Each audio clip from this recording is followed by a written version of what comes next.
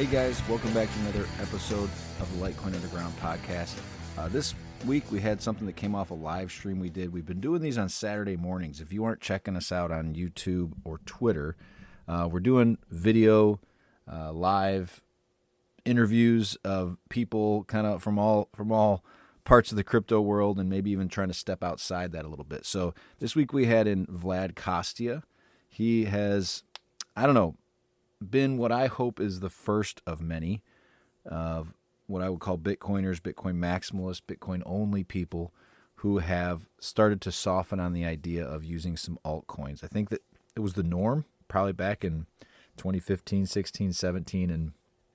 And it's good to see that he's kind of coming around to the idea that, look, if you look at the reality of the world, people are using Litecoin in higher and higher quantities, and I think you will hear him say towards the end of this episode, something's kind of broken in the process of developing on Bitcoin. And so I think he's wanting to ruffle some feathers. I think some of the reason he's being a detractor or kind of a counterculturist of sorts inside of Bitcoin is because he wants to see change. He wants to see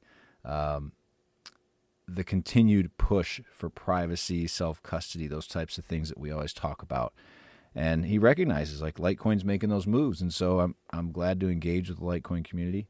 But he did a Litecoin magazine. I would say go to follow him. He's the TheVladCostea, the Vlad Costea. And or I think he might be the real Vlad Costea. I think I already messed that up. But you can find him if you look for him and on Twitter. And I think you can order some of the magazine. We talk about it a little bit. But overall, we got to meet Vlad at the summit. He's a good dude. And I think it's really exciting to have him on board and be so, so vocal about his support for Litecoin. So his podcast is the Bitcoin Takeover podcast. Bitcoin TKV. I think it's BTC TKVR. I feel like this has been a linguistic test or something today. So, all right, I'll let you get to it. But as always, I appreciate the support. Every week, the subscriptions are growing on YouTube now that we're back and making some content, have an animal in. I'm actually recording this right now, this intro on the 13th birthday of Litecoin. So I've been doing this for 3 years, and I really appreciate the support throughout it. But what I've really appreciated over the last 2+ years has been Cake Wallet, our sponsor, the official wallet of the Litecoin Underground. You know, I talk about them every week. We probably mention them on almost every episode just because they really do all the things that you'd be looking for in a self-custody wallet. So it's your keys, your coins. No one can control them. You can open as many Litecoin wallets and Monero wallets and Bitcoin wallets as you want. You can swap between assets. You can buy inside the app. You can go buy gift cards. I just used it at Sonic to buy something for we got a family night at Sonic. Great, bought a gift card. So it's a really easy way to use your Litecoin. And, you get the new MWeb launch. Just happened today here on October 13th. It's live out there. So go check it out, download it, and as always, enjoy the show. All right. Hey, everybody. We're going to try this going live today on YouTube and Twitter. I hope this works out well. We're going to have in here, you can see Vlad Costea, host of the Bitcoin Takeover. Yeah, look, I got mine too. I got mine. Oh. My co-host Animal in here again today. So we're going to try this out. Hopefully it works. If you can, I think, comment, you can come on to YouTube. I'm not sure if the Twitter comments work. Vlad does these more than I do. 22. Is that a donation? Is that a donation QR code? No, it's where you can actually download the magazine for free. It's bitcoin-takeover.com/Litecoin, and you can read this for free. So you don't have to. I mean, you can print it yourself. It's an open source project. That's the beauty of it. But I want people to read this because, of course, I'm being selfish and self-absorbed and whatever. But I think it's pretty good content to onboard people to Litecoin and explain why it's a useful open source money project. Yeah, I mean, I'll kind of get into how this came to be. Actually, here's the page where you have to donate. If anybody wants to donate for Vlad's magazine, for making this magazine, you can use that QR code, pause it and scan it. I do want to get into kind of how you came to be a, I don't even know. I don't even know what you call yourself anymore, whether you even want to identify Oh, I'm yourself. a Bitcoin maximalist. I'm the ultimate Bitcoin maximalist Okay. because I'm Okay. looking at technology not from a dogmatic point of view, but more from a point of view where I search for stuff that can improve Bitcoin. Right. So that's what people don't understand. They think, oh, I'm being trolly. I'm being this horrible shitcoiner who's getting paid by whatever conspiracy theory they make up. But at the end of the day, I try to improve this project, which I love. And for that, I sort of lost faith in the people who LARP all day and they say, oh, Bitcoin only, pay me to build this, and then they ship nothing. And of course, the free market is much better at building stuff as opposed to just clique of developers and conference attendees who like to talk big words about what Bitcoin is and what it does. But then years pass and you realize that nothing's really getting built. And you realize that Lightning has been a bitter disappointment. And you realize that not much of what was promised was actually delivered. We were supposed to have side chains, we were supposed to have much better on chain privacy. I remember at one point there was this hype about pay to endpoint that was supposed to be this technology that ends blockchain analysis, which goes back all the way to pay to IP, which was the first way to actually make Bitcoin payments. And also, I remember when Taproot was being advertised as this improvement that's going to destroy blockchain analysis because transactions are going to be indistinguishable from one another. And so far, it only works for a certain type of multi-sigs, which barely have wallet support. So it's just that there's this culture of complacency, and I guess people are drunk in their number go up stasis, and they need to wake up. And there are other open source projects which are doing all the good work, and they're proving how stuff is supposed to work and that it's safe and that it has market demand. And sometimes when you really like a girl and you're chasing her and she's not paying attention to you, it's good to go after her friend. You know how it works? Oh You yeah. go It's after funny. her It's friend funny you and then say that. she will think about you all the time. I've been thinking that about you because you've been very, I would say, purposely harping on the privacy thing. And I felt like reading your stuff, you're not doing it because you're like genuinely saying, "Hey, I'm going to abandon Bitcoin." You're trying to prove a point that these chains are functioning and they're adding these layers of privacy, and it's a benefit, and it's not harmful. I think that's what you're trying to point out. Like, look, guys, this is out there, and if this stuff gains monetarily versus Bitcoin, then what's you need to explain to me. You need to resell me on Bitcoin, I guess, is what I think what you're trying to do. You're trying to trigger kind of at least look into this stuff, make people dive into it a little more deeply. Well, I think we have this church of toxic maximalism, which is making people regard Bitcoin from the wrong perspective. At the end of the day, it's software, right? It's just computer code that people run on their computers, and then they agree that certain transactions are valuable and others are not. I can agree with this. It's all an MMORPG where we're trading World of Warcraft gold, but without Blizzard in the middle. I do get that. But you have to understand that forking and running alternative clients is part of open source software. You have all sorts of flavors of Linux, and the fact that one exists and tries something which maybe is not part of the official kernel, whatever that means, is a net benefit because it's testing features which become valuable. And sometimes you find stubborn people who say, we don't need this and we don't want to add this because it's going to end up to these consequences. And that's how you legitimize the forks. So you can't really have it both ways. You can't say that Bitcoin shouldn't change because the number doesn't go up and the bankers stop buying, while also saying that forks of Bitcoin are shitcoins because they obviously deliver certain use cases which you don't have or which you no longer endorse or support or have been priced out.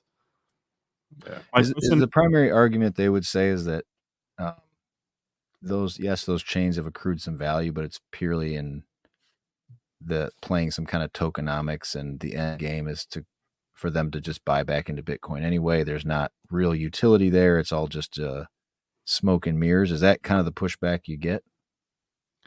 Well, it's not that nuanced, but people say, oh, of course, these shitcoiners are spending their coins when they get the chance because the plan is to exit, you know?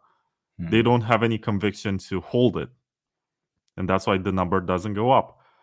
But there is more to this. And of course, you can go into conspiracy theories and look into exchanges and how a lot of money goes into these altcoins, but at the same time, they're suppressed from getting pumped as heavily as Bitcoin. Of course, you can make theories about institutions not actually buying some of these altcoins. But honestly, there are users. And I think at the end of the day, it's not about the price, it's about the number of users that you can onboard. And Solana was the joke of the entire industry for a while. They were making fun of it. It was in bed with FTX and SBF and all of these people we don't hear about much anymore. But they were Mhm. able to bounce back and they were able to become a threat to Ethereum. And everyone was making fun of them. They had shutdowns. They were going to Discord to find consensus and whatever. But they kept building. And it's centralized, yes. It's not the best implementation of what it can be. But at the end of the day, they have the users. And that's why they're dangerous right now for Ethereum. They're eating their cake. And Ethereum people just watch and they hope that they're going to fix it with rollups. And they're the technocrats right now. They're the ones that are trying to play conservative, while this alternative to Ethereum is actually getting more users because of meme coins and because they're not afraid to make some compromises. And to me, it's interesting that this is happening. It's the sort of situation that never happened in Bitcoin with big blocks. You had the big block hard fork, which Mhm. never took off, mainly, I think, because of Craig Wright and because of some scandals that were associated with it. It never really had a chance because it was so politically compromised and it was destined to fork constantly and have conflicts and infighting, which BTC did not have. But I'm sure that if this hard fork had a much better history, it could actually pose a real threat to Bitcoin. And right now, Litecoin is, I guess, what BCH was supposed to be in terms of adoption and Yeah, in terms of Charlie's the market first big recognition. block. Charlie's the first big blocker. No, he's not. Dude, There's Jeff Garzik. You can go well, I'm back, saying he's I the one think. that went out and made a chain that had 4 times the block space. You know what I mean? He said this is too I don't think he slow. was the first one to do it, but he's the most successful one, yes. Yeah, for sure, for sure. Well, Do you actually, think that? I do. Oh, go ahead, Sorry, man. do you think that the Maximalist would be so toxic if the big blockchain hadn't been created, if Bitcoin Cash didn't exist? Or do because I have a theory that they've painted themselves into a corner with their Hmm. position, and now they've got to stick to their guns. Otherwise, they'll just prove that Bitcoin Cash is superior. No, so there is some legitimacy to that because at one point, it was a very ugly civil war, at least socially, Mhm.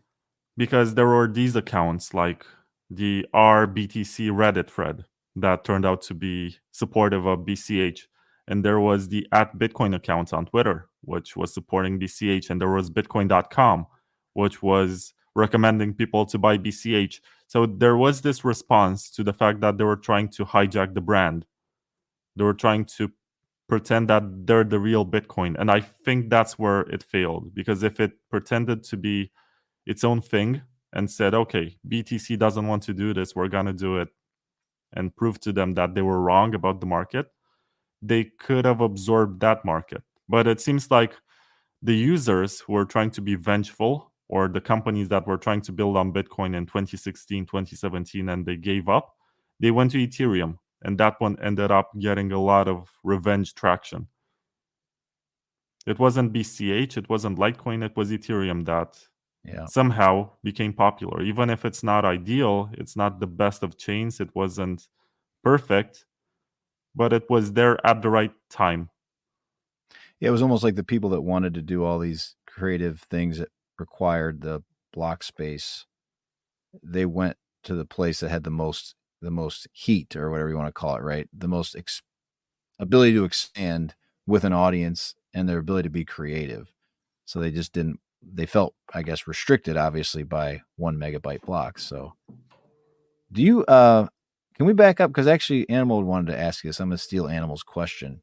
I kind of want to go back and ask you about. We met at the Litecoin Summit, and it was your first trip to America, from my understanding. Oh yeah, North America, because I've been to Argentina last year. When we say America, in America, we mean America. USA. You're aware of this, right? You're aware that this is how I'm we aware view of the world. James Brown song. Yeah, living in America. Well, okay. What were your impressions? Because you had barbecue for the first time. I think you went to that fight, that Nick. It was not Carter my first fight? barbecue. It was maybe my first American barbecue. Saturn brisket. Yeah. Okay. Yeah. Beef brisket. I think you went to. I don't know where you went. All in all, I think we had you at that fast food place, right? Is that where you? Yeah, we It was Kales or something. Raising Canes. Raising So, like, Canes. overall, what were your first impressions of the U.S. and, like, did anything jump out at you, like, that surprised you? Was there anything that you were just like, wow, either the people were different than I thought, or like the landscape, or maybe it was like signs everywhere blew you away? What was it? You have to understand that when you live in Eastern Europe and you used to be in a communist country that was trying to establish some good relations with the US, then you grew up with American television and American films. And I had old Arnold Schwarzenegger and Sylvester Stallone and Dolph Lundgren and Jean-Claude Van Damme and Steven Seagal. I watched all of that crap when I was a child, basically. Right. So to me, it wasn't a culture shock in the way that people were behaving. I spent my teenage years learning about American culture. But what really surprised me was the size of the cars. Like, you guys are driving fucking tanks. There are some. The trucks have gotten just out of control, man. We're like, I called an Uber when I got shoulder is at the to the front airport. of the hood, I called an Uber and it was a Jeep Grand Cherokee, and I was thinking, why is this necessary for one person? Oh, Cherokee, just so you know. Cherokee. Okay, Cherokee. fine. Cherokee. Cherokee. I mean, Jeeps are good in the winter. I'll tell you that. You need a 4-wheel drive. I mean, when the snow, like, at least in Canada, I'm not sure about Nashville. I think Nashville is more just a cowboy thing. But yeah, we got big roads here, and a lot of like, we need to drive everywhere, right? Like in the province I live in, we had friends that want to go see the whales and stuff, so we went and took them to this place called Tadoussac. It's within Quebec, and you know what? We drove for like 6 or 7 hours to get there. 6 or 7 hours in one direction, and we're still in the same province, right? Whereas in Europe and Romania, you're driving like, I don't know how long does it take you to get from one to the other. Romania, like 3 hours tops, not even. No, it's a large country, and we don't have great roads. Yeah. Okay. So you can even drive 10 hours if you want to get to the other side. Really? Oh, really? Like diametrically opposed points. Because you have to cross mountains. It's not very leveled. I don't know how I should describe it. It's not just a plain. Gotcha. Yeah. But we have pretty small cars. The sedans are king here. I do see SUVs becoming popular, but SUVs are very tiny in Nashville. Compared to the trucks and stuff. Yeah. I do wonder how much everything in our culture is big. Like, even if you go buy a couch or something, it's like you can't even fit them in your living room anymore. You're like, well, I don't understand this. what? It's not more comfortable. It's just bigger, you know. But anyway, so how did you get into crypto, and like, what did you do before you found Bitcoin, so to speak? I was a PhD student who wanted to write his thesis about internet privacy, which is a very interesting fact because I watched the Snowden revelations. And before that, I was able to get 100,000 signatures against something that was called ACTA. This was back in 2011, early 2012. 100,000 signatures? Yeah, from Romanians. Dang. And I didn't use that later. So as soon as that cause ended, and I think that was at the peak of clicktivism, as soon as that cause ended, I never used it again. I didn't open that account. I didn't send another message to the group. I was like, okay, this reached its goal. I'm done with it. I didn't use it for political purposes, for promoting Bitcoin, for anything else. I just forgot about it because it's my way of being honest. It was created for a purpose. I could communicate with a lot of people for that purpose. But at the time, there was this initiative which was called ACTA, and it had some equivalents in the US called SOPA or PIPA, PIPA.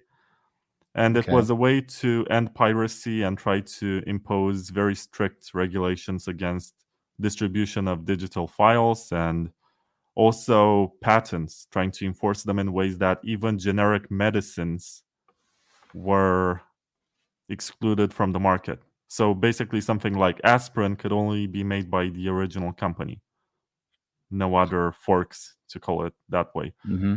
So I created a petition back in 2011. I think it was January of 2012, actually. And it had that snowball effect. And all of a sudden, I was this minor celebrity in the internet space with this crazy kid who was willing to admit that he pirated all of his software when he was growing up and could defend it by saying it was super educational. I could never get my hands on something like Windows XP, legally. It was too expensive for my parents to afford. But I could use it and I could learn. And right now I have a pretty decent job because of the fact that I could access that. So for my country, it was super beneficial. So are you And like are you well known in Romania, no, or were you at some point? I think I was a minor internet celebrity for a while. I did a couple of interviews. I went to a protest, which happened to be on my 20th birthday. What? And that I was super active in this field until I think the next summer it fell through because it was supposed to be voted in the European Commission or something, and there was too much resistance from citizens and people. Politicians like to get elected. Mm-mm. So they realized it's unpopular, so they gave up on it. But it was a big deal at the time, and I decided I want to write my thesis, my bachelor thesis, about something concerning the internet. And then in 2013, there was the wave of revelations coming from Edward Snowden. To me, it was the perfect storm. I watched that and I said to myself, I want to write about internet privacy. And I went to my supervisor and I told him this, and he said, you're in the political science department. It's very hard for you to get aligned with what you're learning right now. We deal with elections, we deal with stuff like this. So why don't you write about online elections, which was pretty interesting, honestly. I did my research about this. I wrote a pretty decent thesis about it. And then I wanted to do something about internet privacy for my master's, but I ended up doing something about internet governance, which was a comparison of different countries and how they deal with the internet, whether or not they have censorship and stuff like this. So, in a sense, it was still related, but not directly internet privacy. And then I got into Bitcoin during my PhD, and I dropped out from my PhD to focus more on Bitcoin stuff. And here I am, I guess, like 7 or 8 years later. I'm still trying to advocate for improving Bitcoin after 6 years almost of doing my podcast and doing interviews. I'm at this point where I'm fighting with the culture which brought me and orange pilled me and whatever. I'd always thought you were like I always thought you would have done something in computer science because you're honestly probably the most technical Bitcoin or one of the most technical Bitcoin podcasters, right? Like, Well, in high school, I did C++ coding. I wasn't okay, very good at it, which is why I didn't pursue it in university. But if you give me a basic sequence of code, I can understand some parts of it and figure out what it does. But now with ChatGPT, you can be lazy. You can just paste it into it in Dask. So I haven't refined my skill. It's funny, yeah, and if we have time, I kind of want to circle back to the patent thing because I just had an online little spat with somebody about patents and this libertarian idea that patents are, a state sponsored monopoly, I guess, on an idea, and that they're ultimately detrimental to success. And I look at the world and say, since patents have existed, it's been better. But this might be an example of where maybe that's not the case. But I want to shelf that. I don't want to talk about that. If we have time at the end, we'll talk a bit about patents. But going back to your, I guess what you just said, your spat and what you kind of started off with, I think you've come into our spaces maybe even like up to a year ago. I was familiar with your show. I think you were familiar, you're aware of us, but you really, I guess, gained, more prominence, or you were the lightning rod of activity on Bitcoin Twitter back in March when you dared to platform Roger Ver, Mhm. the author of Hijacking Bitcoin. If you don't know who Roger Ver is, you probably just have to go find out who Roger Ver is. he was for me when I first got into Bitcoin, a guy that I think gave that great inspirational message to what Bitcoin was intended to do, and definitely got me down the rabbit hole of like understanding how this money, how the system works today with the creation of money and the fiat system. At least sparked my curiosity and got me realizing, oh, this is something I'd never thought about. At the point I was, I don't know, 30, in my late 30s, mid to late 30s, when I first, it took me that long to ever even think about it, and I was never somebody that was not intellectual. I just hadn't even questioned that before. So he wrote a book about kind of the block size wars and his experiences from it. I didn't read the book, so I know I should, but that it essentially laid bare that there was a lot of censorship, a lot of, I guess, I don't say deplatforming, but I guess silencing, right, of shouting down of big block voices. And then ironically, you interview him, and that's the same tactic that gets used against you. Do you feel that way? Do you feel like people were trying to essentially shut down your opinion? Well, there was a Streisand effect, I think, for a while because people were curious to check it out.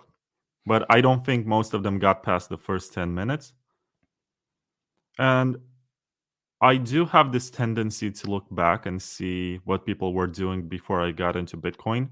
I do have a lot of respect for people like Eric Voorhees and Roger Ver, and Jeff Garzik was the developer who actually coded the Segwit 2x fork. He was Mm-hmm. one of the first people to get into Bitcoin and also the first big blocker back in 2010. He proposed to Satoshi a version of Bitcoin that had 6 or 7 megabyte blocks. And Satoshi said, don't run this code because it's going to be out of consensus and it's a good idea to be on the same network. It's too early for this. But that was the first time someone proposed a block size increase. Indirectly, he was just messing with the code and said, what if we run this? So I do have a lot of respect for these guys. They laid the foundation. Oh, I've also had Charlie Shrem on my show last week, and Mm-hmm. that's also a big deal. That guy was the first Bitcoin martyr, the first guy to go to jail because of Bitcoin.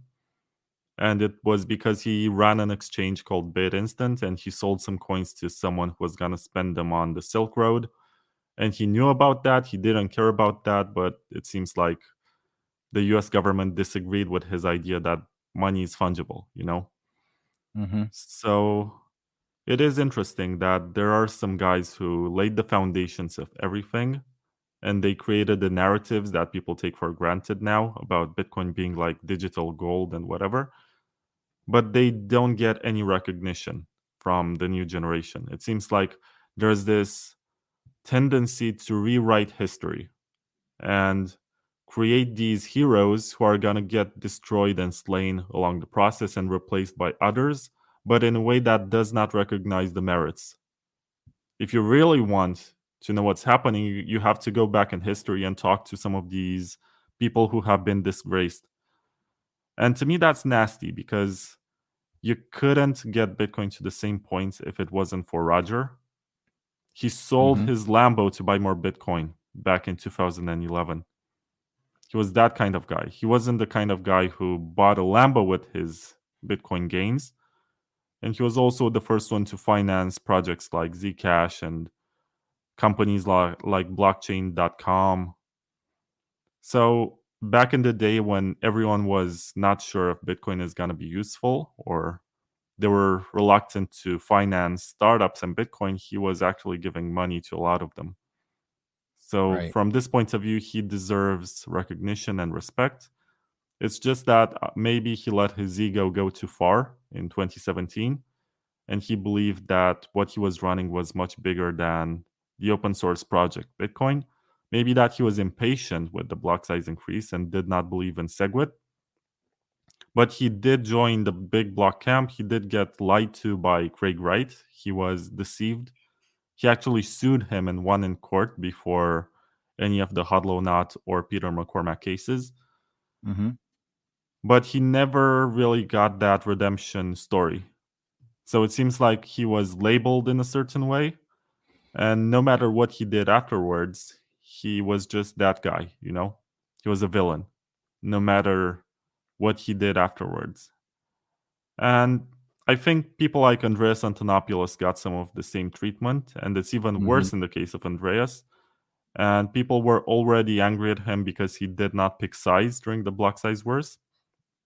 And then he co-wrote a book that's called Mastering Ethereum.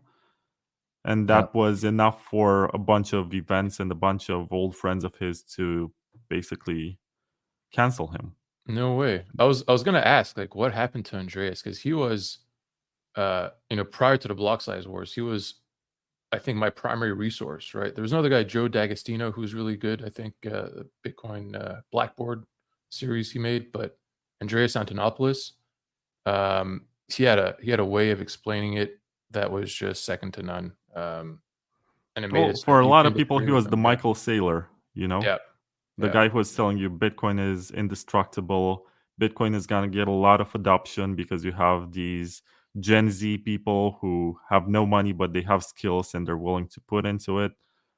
He was also talking about kids creating their own coin and having this libertarian experiment, which at the time was popular, but the culture changed.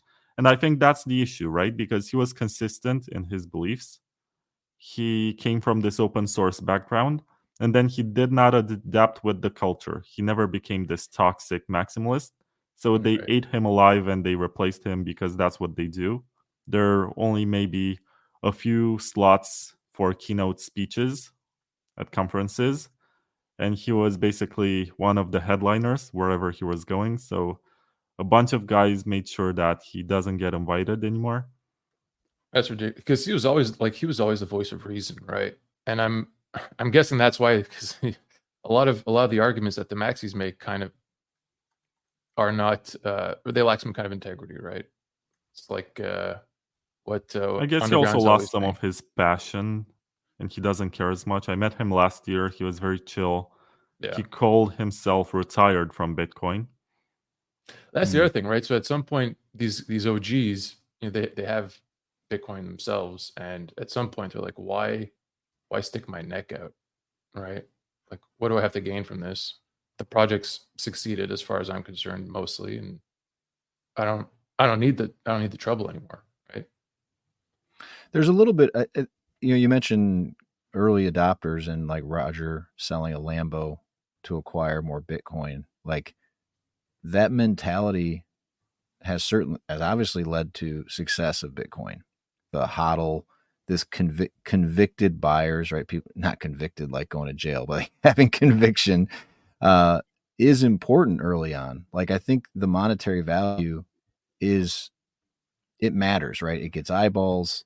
It grows the awareness. Yeah, it grows awareness, grows adoption, whether you want to call it buyers, and that's an important aspect. And it's a matter of when does it have to turn into not speculating anymore? And I think that's what hopefully is going to happen at some point, is that there's a recognition that you can't just live on this model forever. No, of course not.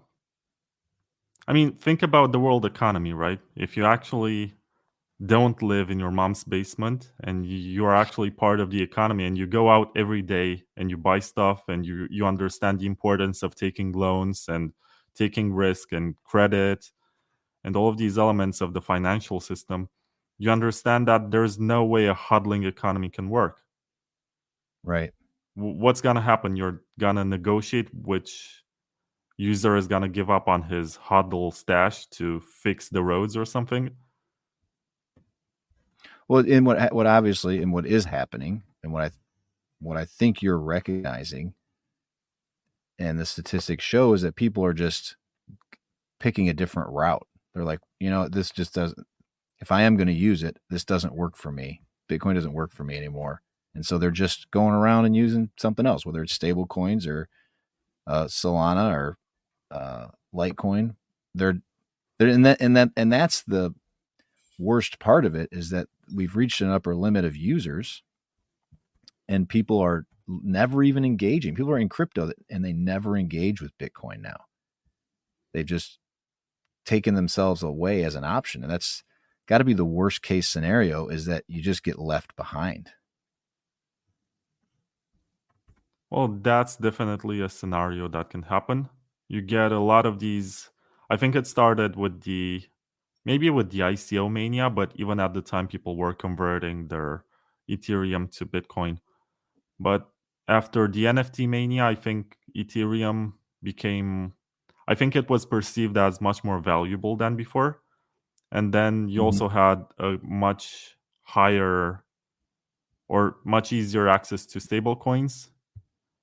And I do think that stable coins are truly shameful for the entire industry. I mean, for the free market people who wanted to build a currency that is outside of the US dollar system, the fact that USDT is so big and everyone wants to receive USDT is a shame.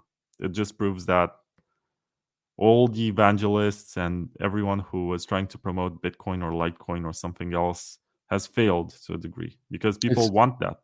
It's pretty ironic.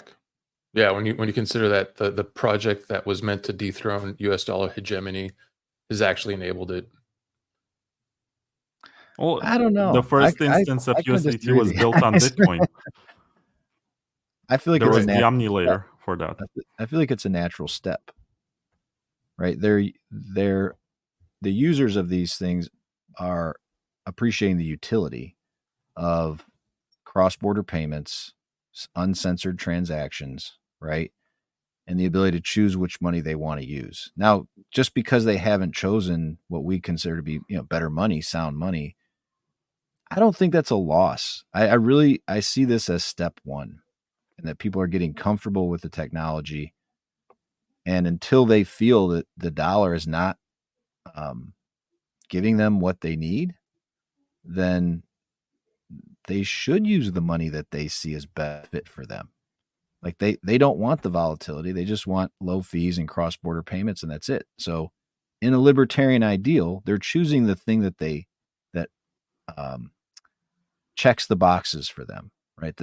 They as customers are getting the most benefit, because hodling doesn't make sense for people who don't have any money. Well, I do get that savings is a luxury. But at the same time, Tether can be censored, and they do have a list of blacklisted addresses, and they do have limits in certain countries where they can only transact certain amounts in one day or 1 month or whatever. Mm-hmm. So it's not what you think it is. It's not like Litecoin or Bitcoin where you send as much as you want to anyone, and there is a censorship resistance mechanism that's going to assure both parties involved in the transaction that there's finality for it.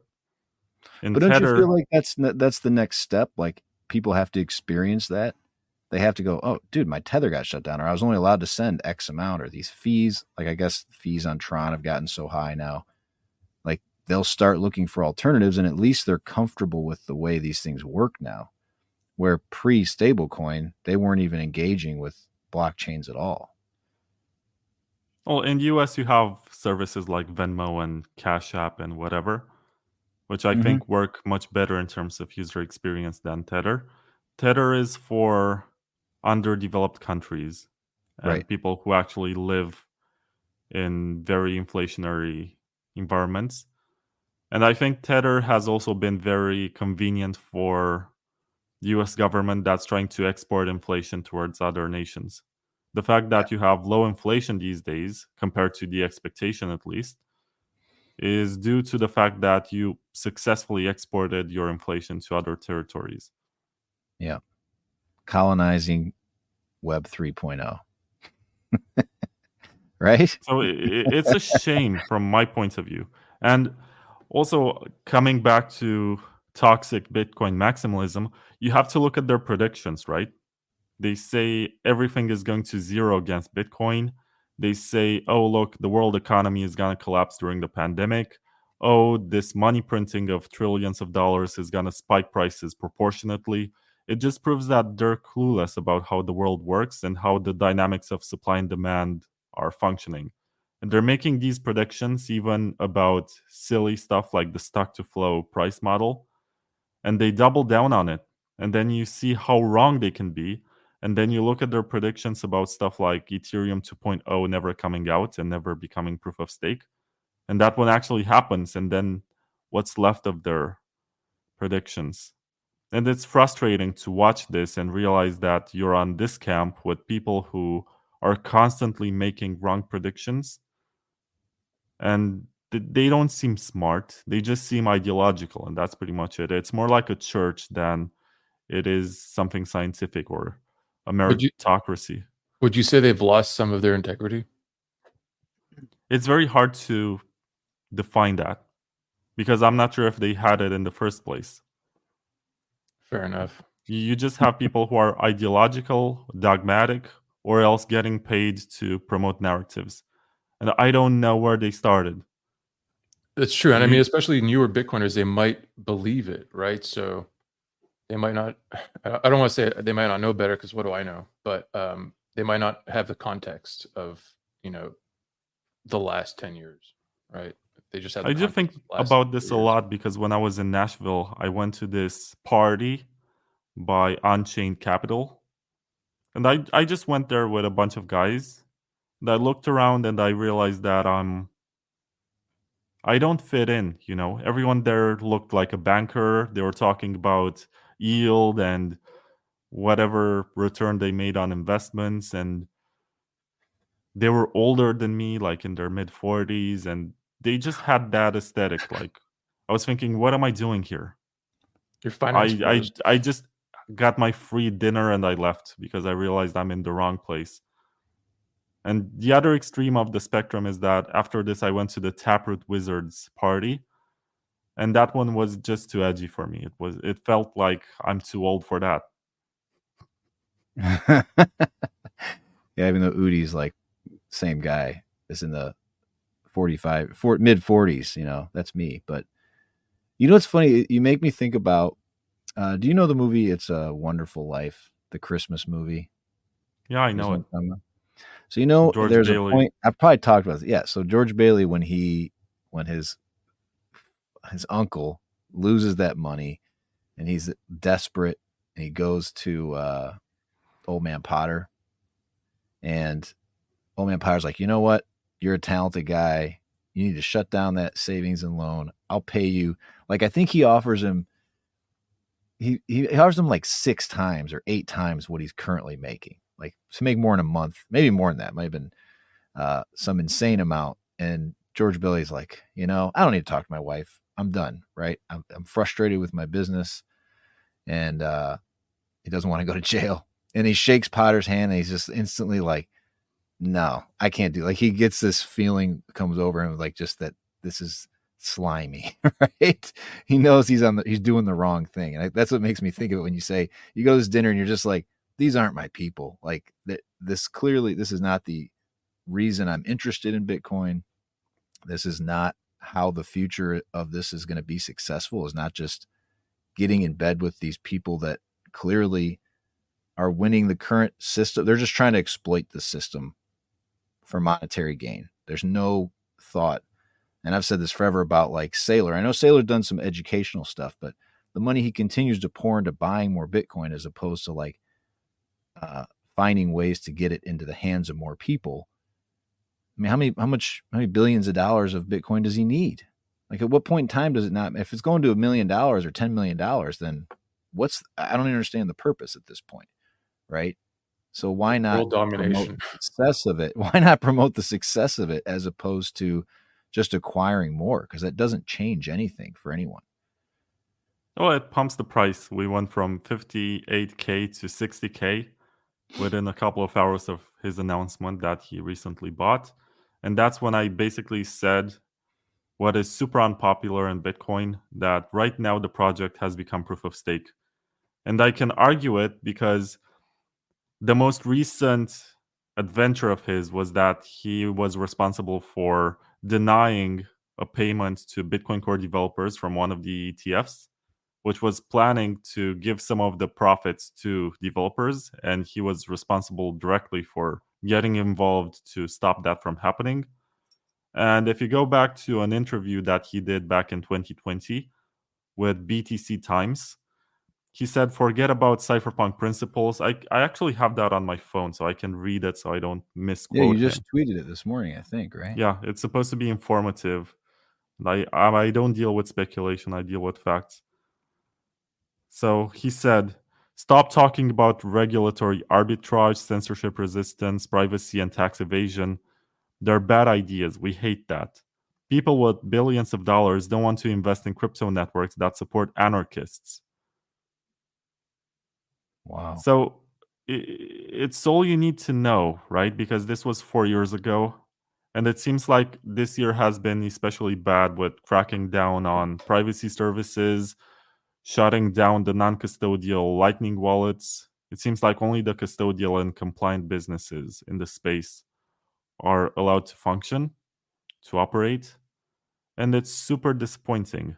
Not that this happened, but the reaction that followed it.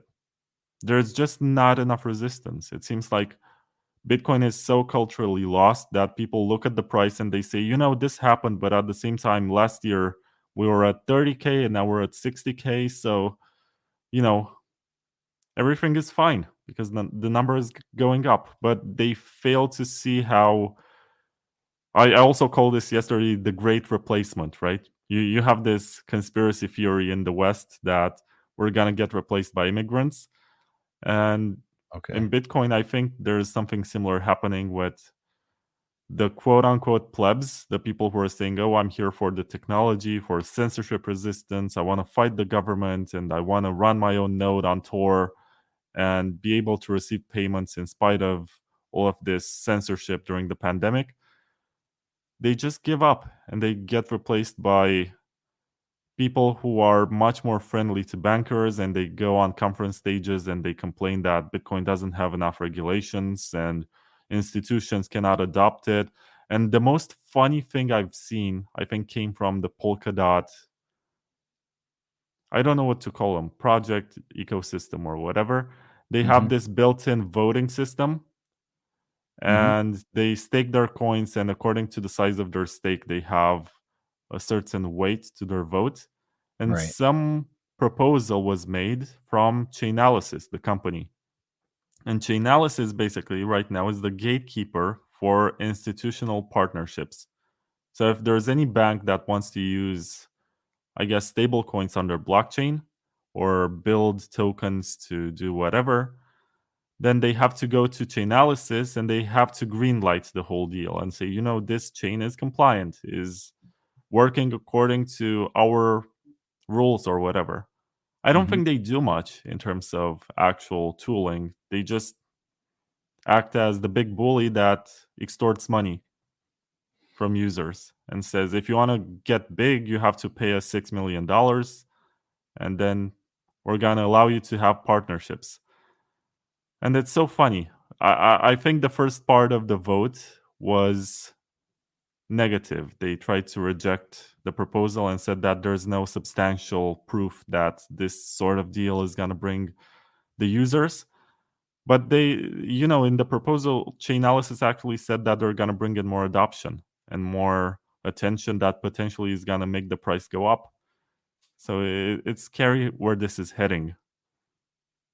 And that's why I double down on privacy. I think there was never a time in the history of the internet when privacy was so obviously necessary. Before this, I think privacy was for activists. It was for people who are trying to blatantly hide from the government for whatever reason.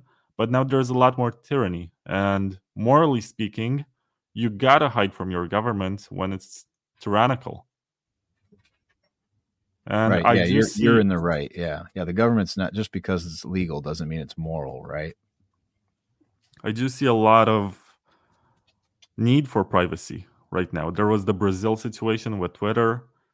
Yep. There is this whole situation with blockchain analysis becoming more advanced. If you go back to read Satoshi's emails, he did say something about Bitcoin being able to buy cypherpunks a few years.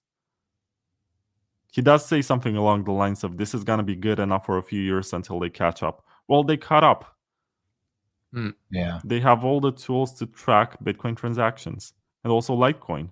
I think Litecoin is much easier because there are fewer transactions. But with MWeb, at least you're taking a step in the right direction and you're doing something about it. On top of Yeah. privacy, I mean, another component to it is censorship, right? Telegram, they were, at least what I heard, the reason why they did it was because he wasn't, he was protecting people, right? Protecting criminals and terrorists by not Allegedly, I don't know. allegedly. But if you ask me, I think that's bogus. That's a bogus reason because real criminals, organized crime, real terrorists, they're going to use Signal. They're going to use other tools that are more suited. They're not going to use the internet. Even, yeah, sure. What I think the real cause between Pavel Durov's arrest was that he wasn't censoring messages coming out of Russia and Ukraine. They weren't able to control the narrative. They weren't able to control the propaganda. And people were able to see what was probably the truth coming from the front lines and other stuff. So, yeah, privacy and censorship, I feel like they go hand in hand. Without privacy, you can't speak your truth. You can't speak the truth in a tyrannical environment because you'll get shut up real quick. Yeah, there's this social aspect to privacy, but if you take it back to Bitcoin and Litecoin, you have to understand that by design, the miners can pick which transactions they're going to include in a block. So filtering and blacklisting can actually work if there's enough coordination and there's not enough decentralization of mining. So if in the absence of some sort of privacy, you can actually have these OFAC sanctioned addresses not being able to send coins. Now, I'm not advocating for some criminals being able to transact. I'm advocating for everyone being able to transact. And they already have the tooling to track, right? Well, you were saying in your pod last week that if, for example, miners, wanted to, they could block coins from Satoshi's addresses, right, from being spent. Because that's a funny one. Yeah. Because the theory is like if those coins ever were to move, it would cause the market to freak out and dump, right?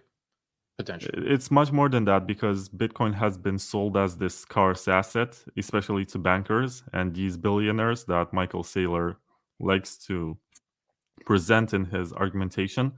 So if this narrative of the selfless founder gets destroyed, I'm pretty sure that another narrative of the computer hacker who got access to Satoshi's coins is gonna be presented, and then there's gonna be an initiative to hard fork and restore to the previous state where Satoshi's coins were not moving. And maybe that it's the real Satoshi moving his coins, but he cannot do that specifically because everyone is so greedy and they say this guy never sold. The narrative is that he's never selling and he is this benevolent person who doesn't want to benefit from his own work. But I'm pretty sure that if Satoshi is around, he's smart enough to not engage or maybe spend coins from some of the older blocks that he mined in 2010 or something, so that there's some deniability as there are more users. Yeah, I felt like, kind of backing up a little bit on the privacy thing and, this, I guess, bowing to the institutions mentality. What's when weird is Bitcoin has all the monetary and social capital to really tell those institutions to F off. Like Monero has kind of embraced that. They're like, you know what? We don't need exchanges. It doesn't matter. There's, people are going to find a way to use this because there's utility here. And I've been surprised how, I don't want to say they're afraid, but how compliant Bitcoiners have been in hopes of like these minor gains. It's like, what are you winning here? You're personally going to enrich yourself by 20%, 50%, but you've got $3,000 into it. It's not like this isn't winning the lottery. Right. And so It's you also funny represent the because whole class. for many years I've been to Bitcoin conferences and I did see that people like to spend with their credit cards because they say, I don't want to be the next Laszlo guy to have my pizza moment. And Right. they think that in the year of 2022 or 2023, they're going to have the same situation as someone had in 2010 when Bitcoin was worth just a few cents. And they think it's going to go up so much, it's going to absorb the entire monetary activity of the world. And all the world's money is going to get denominated into Bitcoin. And even one Satoshi is going to be worth more than $1. I think that's what they think is going to happen. But the question is how? If you don't scale and you don't have proper privacy, why would anyone want to use it?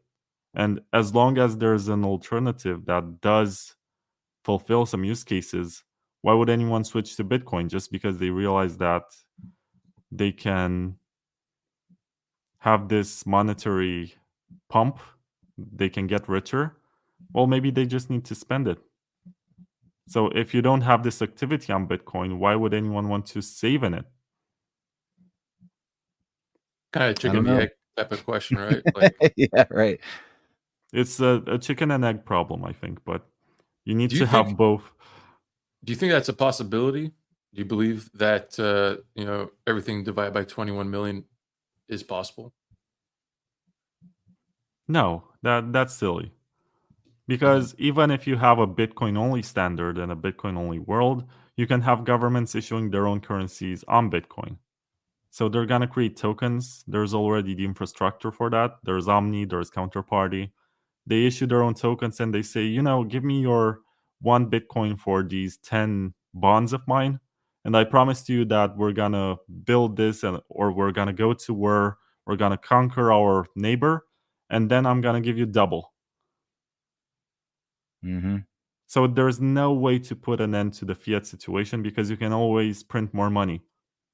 Money is just the language that people use for transmitting value. And if there's someone in a position of authority giving you something in exchange for something that you have, there's always an endpoint. There's always a weak link that's gonna legitimize this. And I don't think we're gonna end wars and have all of this beautiful situation. Maybe we're gonna make them more expensive. And maybe we're gonna empower ourselves to have a stronger opinion on what the government is doing. So they're not going to be able to do whatever they want. They're going to have to ask us much more often. But I don't see this as the revolution where we're going to live in citadels outside of the world and have this utopian society where everything magically works and deny the existence of human history and human nature and say just because we have better money now, we're going to forget about all of the other human problems. Yeah, well, I mean, the nature of money is to exchange it. So, like, if you're exchanging money, you're acknowledging that something else has more value than the money you're holding. Like, if I want to buy a house, I'm saying I value the house more than I value my money. So, there's no way to say that the money will outstrip the value of, like, it doesn't make any sense at all. Like, there's utility. You have to have real use for the things that you consume. It's just, you can't, like, you own a factory, your Bitcoin can't produce product for you. So you need to go find things that produce more value than the money you're holding in your wallet. And if you have a world where sitting on the money is going to produce more value, it doesn't produce. I mean, I feel like the Peter Schiff when I say this. It doesn't make anything. It doesn't make anything real in the real world that people use and need in their daily lives. What it does produce is a free market of money, like a counter trade to the dollar. And it gives you utility of private transactions, right? Borderless transactions, this unusual governance model, going back to what you were talking about, Vlad. But yeah, to think that people are going to choose to just hold it instead of eating is insane. I think if you look at like Argentina, right, you have this company that was in or is in a full blown state of collapse, where they have, I want to say, an opportunity, but I don't know if it's like an opportunity. They have the necessity to like uproot everything, every government department, and recreate it, right, with modern technology potentially. There's an opportunity to make things extremely efficient, right? To reduce the redundancies within the government that are inherent to government, I guess, over time, ever growing state.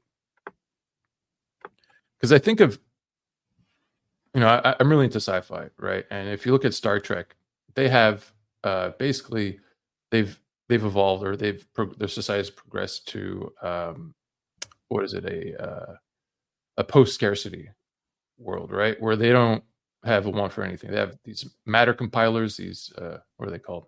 Little microwaves, or able to create whatever they want out of them, food, toys. You know what I mean? They don't need the money, but they still pursue, I guess. Well, they still have academic pursuits. They still want to explore space and whatnot. I think we are going to get there eventually. I think Bitcoin will help us get there, but I do believe that there will be a point where even Bitcoin won't be needed. Where like keeping score is no longer going to be relevant. Maybe that's 50 years from now. Maybe it's 100 years from now. Maybe sooner.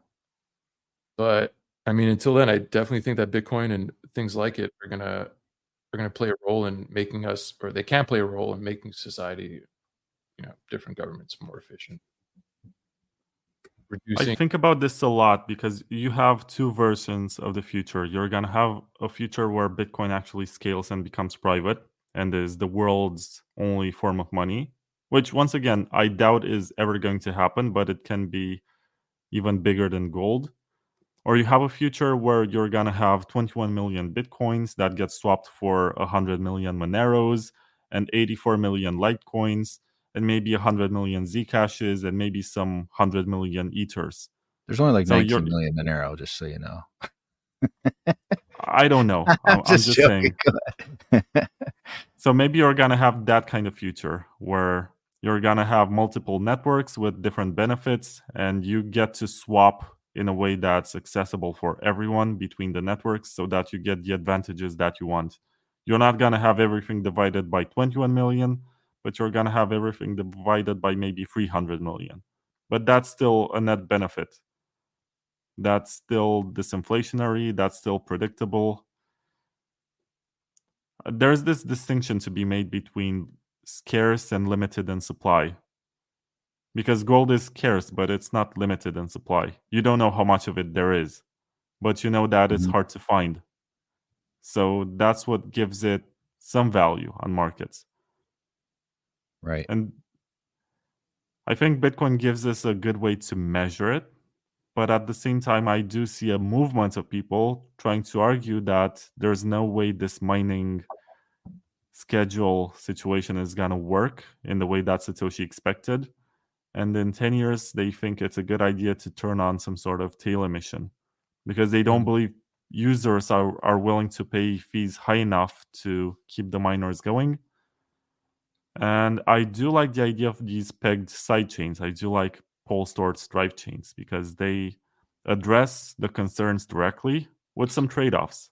But they do pay the miners, they do scale the network, and they do provide more functionality that can bring more developers and potentially more users. So I do like this. I'm glad you brought that up, because that's where it sounded like, you were describing, right? Is that if you truly want scalability and you feel like 21 million is the most important number in the world, then your best option is something like drive chains, because at least you avoid any fractional reserve banking, you avoid custodians. I mean, we had Paul on a few weeks ago, and I'm overall supportive of it until somebody tells me some sort of like, gloom and doom that this is going to destroy Litecoin. I say it's important that we have as many users as possible able to use these things. I've even gone on saying, like, if Litecoin blocks get full for an extended period of time and fees start to balloon, until we find a good alternative, block increases should be the answer in the short term, right?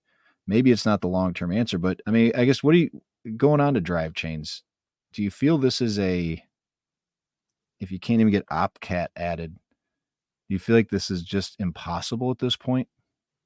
Have you lost faith in the development process of Bitcoin? That's maybe my short question.